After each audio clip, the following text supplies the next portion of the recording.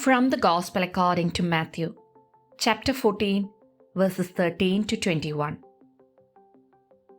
When Jesus heard of the death of John the Baptist, he withdrew in a boat to a deserted place by himself. The crowds heard of this and followed him on foot from their towns. When he disembarked and saw the vast crowd, his heart was moved with pity for them, and he cured their sick.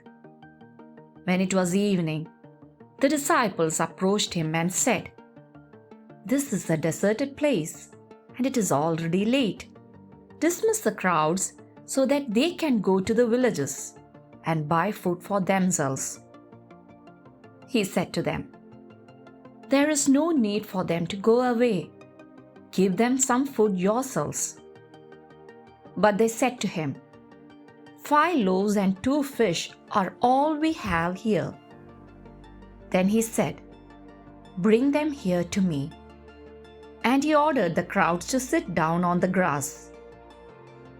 Taking the 5 loaves and the 2 fish, and looking up to heaven, he said the blessing, broke the loaves, and gave them to the disciples, who in turn gave them to the crowds.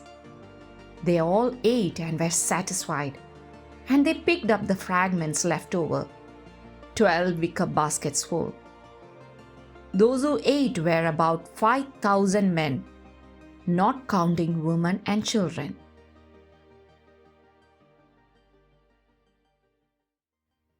Now let us pause on this. Jesus' gesture of blessing. Taking the 5 loaves and the 2 fish, he looked up to heaven and blessed and broke and gave the loaves.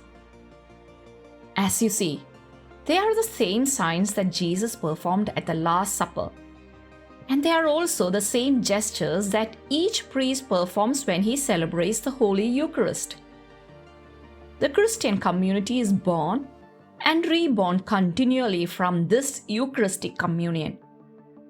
Living communion with Christ is therefore anything but being passive and detached from daily life.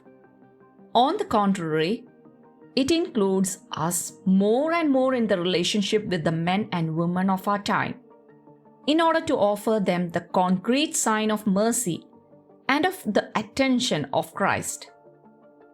While we are nourished by Christ, the Eucharist which we celebrate transforms us too, step by step, into the body of Christ and spiritual food for our brothers and sisters.